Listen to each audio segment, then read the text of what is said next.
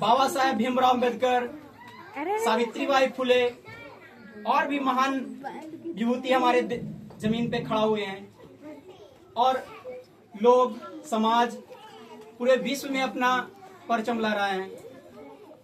सबसे पहले हम गौतम बुद्ध के बारे में बताना चाहूंगा। गौतम बुद्ध का मुख्य उपदेश था बुद्धम शरणम गच्छामि, संगम शरणम गच्छामि, धम्मम शरणम गच्छामि। गौतम बुद्ध का मेन मकसद था लोगों के मन में शांति पहुंचाना, क्योंकि शांत दिमाग ही उत्तम से उत्तम निर्णय ले सकता है। अगर माइंड विचलित हो, हलचल हो, तो कोई भी समस्या का समाधान अच्छा से नहीं हो पाएगी। तो गौतम बुद्ध का प्रथम उपदेश था शांति। इससे अपने देश नहीं बल्कि विदेशों में भी इनका गुणगान हुआ। इसके बाद बाबा साहेब भीमराव अम्बेडकर, जिन्होंने नीच से नीच और उच्च से उच्च वर्गों में शिक्षा की एक परचम लहरा दी। बाबा साहेब भीमराव अम्बेडकर द्वारा कहा गया था, शिक्षा वह शेरनी का दूध है जो इसे जितना पिएगा उतना दहाड़ेगा। कहने का मतलब है कि शिक्षा हमारे समाज में वो क्रांति ला सकती है जो हर युवा को आवश्यकता है। अगर जो काम बम बारूद तलवार चाकू से जो युद्ध को नहीं जीता जा सकता है, उस युद्ध को एक पेन नामक हथियार से जीता जा सकता है, जिसे प्रूफ बाबा साहेब भीमराव अम्बेडकर ने किए। बाबा साहेब भीमराव अम्बेडकर का उपदेश दिया गया है, चुचा रहते हो, भगा देंगे बाहर हम। बाबा साहेब भीमराव अम्बेडकर का उपदेश दिया गया है, एजुकेट, एजुटेट एंड ऑर्गेनाइज। क्या क्या बोले? एजुटेट एंड ऑर्गेनाइज। इसका मेन मुद्दा है एजुकेट मतलब शिक्षा, शिक्षित होना। एजुटेट मतलब लोगों में जागरूकता फैलाना, और ऑर्गेनाइज का मतलब है लोगों को संगठित करना और शिक्षा का प्रचार करना। सभी लोग इसमें से कोई ऐसा जो बाबा साहेब भीमराव अम्बेडकर का पूरा नाम जानते हो?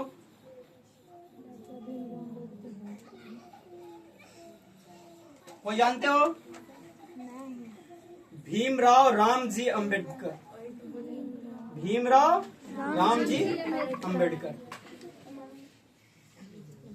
इनके बाद हम बताना चाहेंगे वो महान विभूति जिन्होंने महिला के प्रति शिक्षा के लिए अपने प्राण तक न्यौछावर करने को तत्पर रहती थी। उनके लिए एक जोरदार क्लैपिंग होनी चाहिए।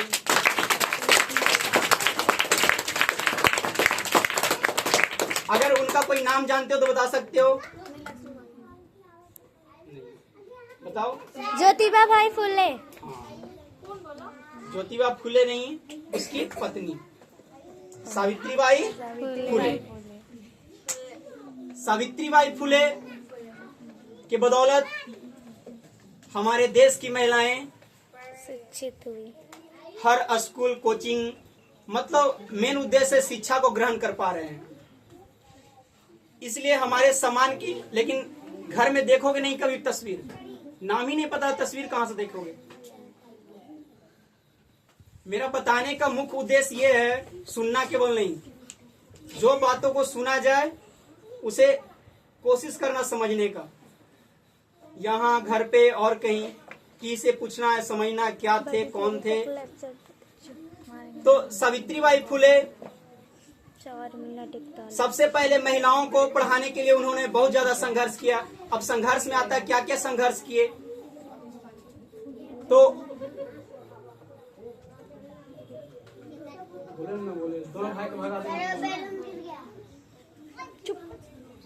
तो सबसे पहले उन्होंने अपने समाज से झगड़ा किए। झगड़ा करने का मतलब ये नहीं मारपीट करके निकल देना, कहने का मतलब समाज को त्याग दिए। वैसा समाज को त्यागे जो शिक्षा को प्रायोरिटी नहीं देते थे, जो जिनके द्वारा कहा गया जाता था कि महिलाएं पढ़कर क्या करेगी। उस समाज को त्याग दिए और अपने आंतरिक चेतना को डेवलप किए, और उन्हीं के बदौलत आज हमारे देश की सभी महिलाएं पढ़ पा रही हैं। अब थोड़ी से एक कहानी के माध्यम से लास्ट पॉइंट समझाना चाहूंगा, सुनना। शिक्षक की आवश्यकता हमारे जीवन में क्यों होती है, समझना। इस कहानी को बिल्कुल ध्यान से सुनोगे, छोटी सी कहानी है, समझ में आ जाएगी। इमेजिन करो एक नदी है, नदी के किनारे 10 नावें लगे हुए हैं। नदी के किनारे कितनी नावें हैं? 10 नावें हैं। अगर कोई व्यक्ति उस पे गया, उसके पास गया और उस पे प्रेस कर दिया, मतलब धक्का मार दिया नाव को, नाव की डायरेक्शन क्या जहां पहुंचना वहां पहुंचेगा? नहीं पहुंचेगा। या तो वो पलट जाएगी या फिर अदर डायरेक्शन में बह जाएगा। शायद कोई इस पार से उस पार पहुंच जाए, लेकिन अपना लक्ष्य को प्राप्त कर पाएगा? नहीं। लेकिन उस नाव पे अगर एक नाविक को बैठा दिया जाए तो क्या वो नाव बिल्कुल पार हो जाएगी इस पार से उस पार? बिल्कुल पार हो जाएगी। तो ये समझना, वो नाव जस्ट लाइक ए स्टूडेंट है और उस पे बैठा नाविक क्या? टीचर। टीचर की आवश्यकता हमारे लाइफ में इसलिए होती है क्योंकि वो सही डायरेक्शन दे सके और हमें जिस लक्ष्य को प्राप्त करना है उस मार्ग पे हमें पहुंचा सके। तो इस कहानी समझ में, इस कहानी से सारे लोग सहमत है? Yes sir. शिक्षक की आवश्यकता क्यों है, समझ में आ गई?